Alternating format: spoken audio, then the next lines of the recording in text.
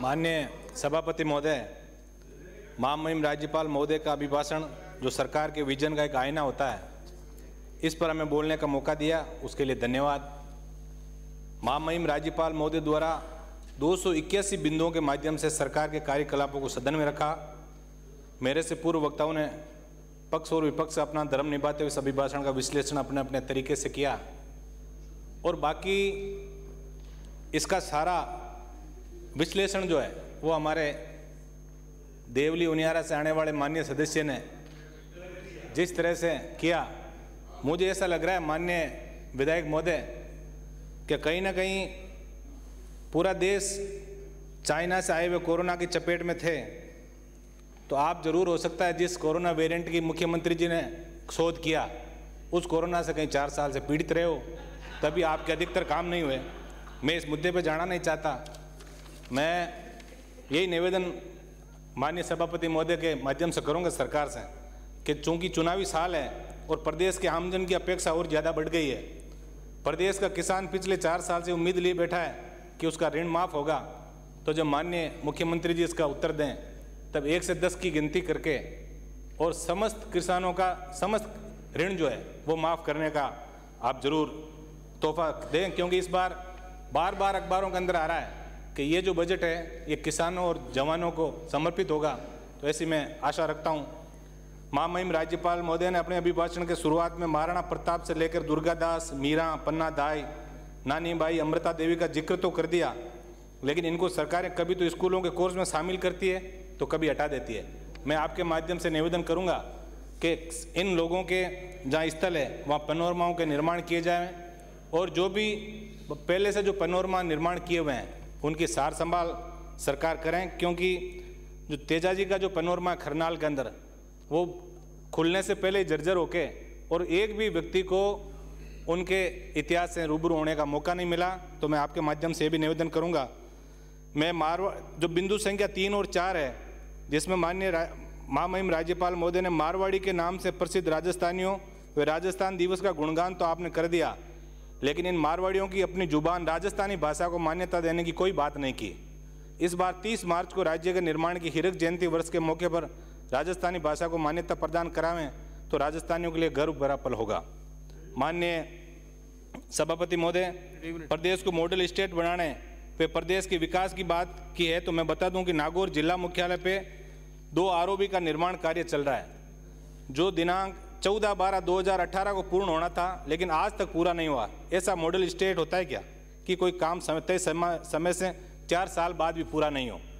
माननीय सभापति महोदय, संवेदनशील, पारदर्शी, जवाबदेह सुशासन की बात कही गई है, लेकिन सरकार के मंत्री ही अपराध के आरोपों के लपेटे में।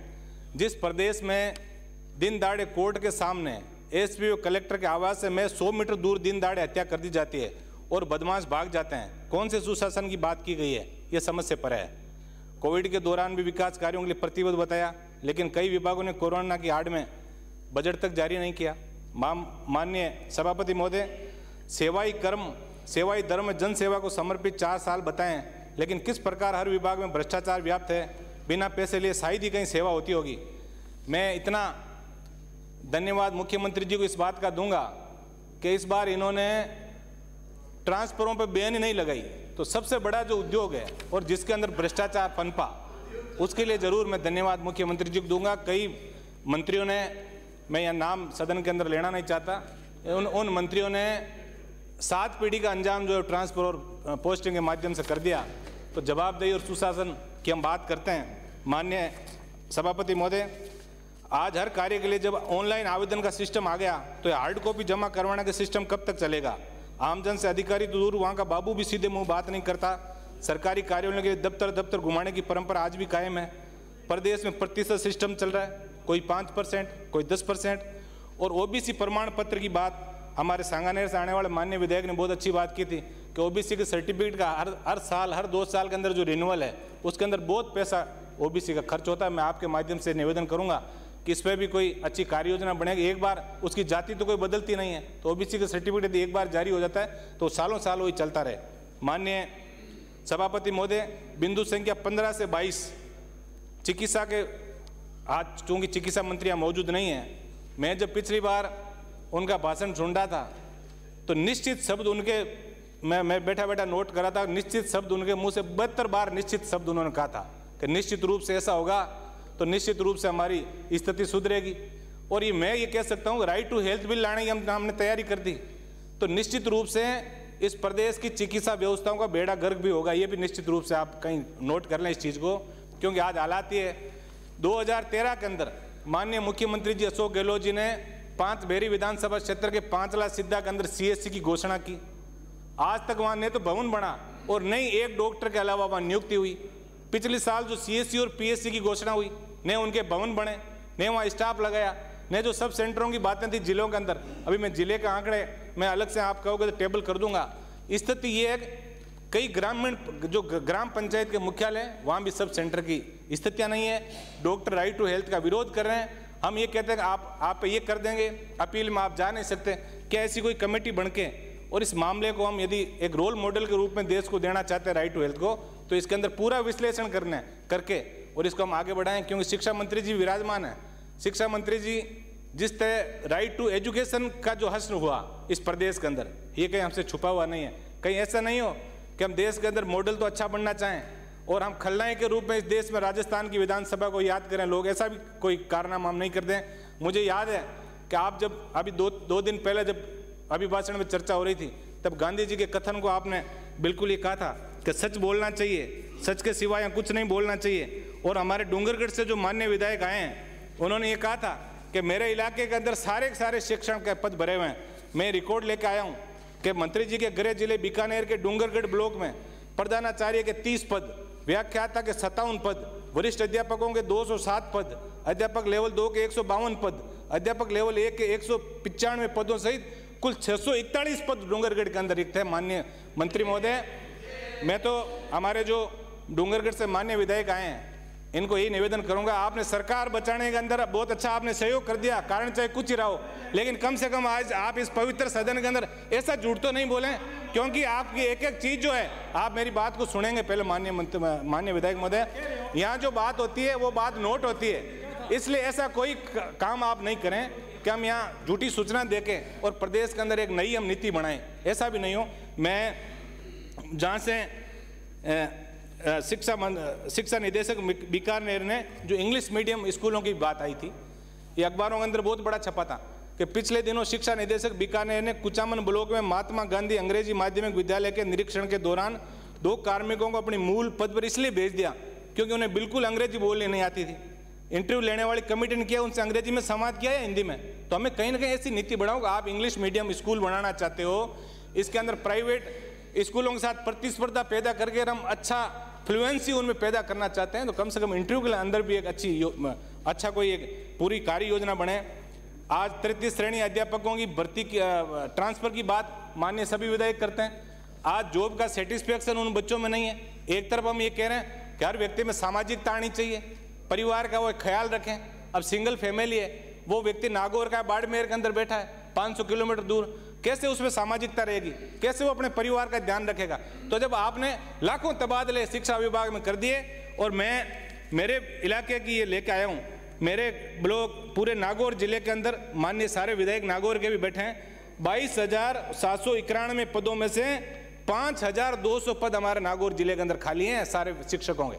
तो जब आपने इतने बड़े तबादले कर दिए तो 10-20 हज़ार तबादला आप 33 श्रेणी अध्यापकों के भी कर देते, उसके लिए कोई ठोस नीति बना लेते, उनकी कोई ज़्यादा मजबूरी है उन लोगों को करते। मैं इतना निवेदन आपसे करूंगा।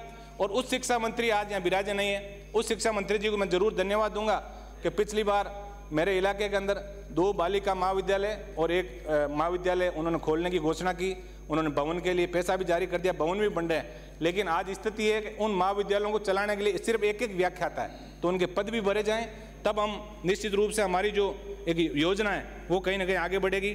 मैं 2 मिनट में समाप्त करें सर। 15 मिनट तो हमारी पार्टी को सर टाइम दिया आपने सर, 15 मिनट तो कम से कम हम पूरी बात तो कहें। हम नए विधायक चुन के आए, हमको ऐसी बात भी नहीं, एलिगेशन भी किसी पर नहीं लगाएंगे। माननीय सभापति महोदय, CHA को जिस प्रकार से एक ही झटके में घर बैठा दिया, बेरोजगार सड़कों पर संघर्ष करने को मजबूर है। आज यदि हम राइट टू हेल्थ की बात करते हैं, आज आधुनिक मशीनों के होते हुए भी आज अस्पतालों में जांच सिर्फ नाम के निःशुल्क है। आज की हुई जांच की रिपोर्ट अगले दिन मिलती है। अब मेरा खींवसर विधानसभा क्षेत्र 200 किलोमीटर लंबा है। इसमें जब व्यक्ति कोई जीवन और मौत के बीच जूझ रहा है, उसके लिए अगले दिन आई जांच का मतलब क्या है? इसलिए मेरी मांग है कि ऐसी मशीनें भी वहाँ लगाएं कि 1-2 घंटे के अंदर छोटी मोटी जांचें उसका निराकरण उस पर हो। और सोनोग्राफी जांच के नाम पे तो आज ये हालात है जिला मुख्यालय पे कि उसको 10 और 15 दिन का समय दिया जाता है। तो 10 और 15 दिन बाद यदि सोनोग्राफी की रिपोर्ट आएगी तब तक तो इतना गंभीर हो जाएगा मरीज कि उसको बचाना फिर हमारे बस की भी बात नहीं होगी। मैं माननीय सभापति महोदय, बिंदु संख्या 37 जो है, आज भी सभी किसानों को ब्याज मुक्त ऋण नहीं दिया जा रहा है। सभी पात्र किसानों को अल्पकालीन ऋण देने की विशेष व्यवस्था की जाए। मैं सहकारिता मंत्री जी यहाँ विराजमान नहीं है, मैं सहकारिता आंदोलन से किसानों की, हम किसान का भलाई यदि हम करना चाहते हैं तो सहकारी आंदोलन को हमें और मजबूत बनाना पड़ेगा। सहकारिता के अंदर इस बार हमने देखा MSP की खरीद ढंग से नहीं हो पाई, किसानों को यूरिया और DAP नहीं मिल पाया। इन सब चीज़ों की इफ्को और IPL जैसी कंपनियों ने सहकारी सिस्टम को बिल्कुल धत्ता बताते हुए निजी दुकानदारों को जरूर IPL और यूरिया और DAP उपलब्ध कराया, लेकिन सहकारी संस्थाएं जो है वो दिन ब दिन घाटे में जा रही है। RGHS की यदि हम बात करें तो सहकारी संस्थाओं के माध्यम से जो दवाइयाँ जो बिक रही है उनको समय पर सहकारी संस्थाओं को पैसा नहीं मिल रहा है। प्राइवेट व्यक्ति जो दुकानदार RGHS का काम कर रहा है उसको तुरंत पैसा मिल जाता है। तो इतना बड़ा जो भार है वो सहकारी संस्थाएं भी नहीं झेल पाएगी। तो मेरा निवेदन रहेगा कि सहकारी तंत्र को भी मजबूत करें।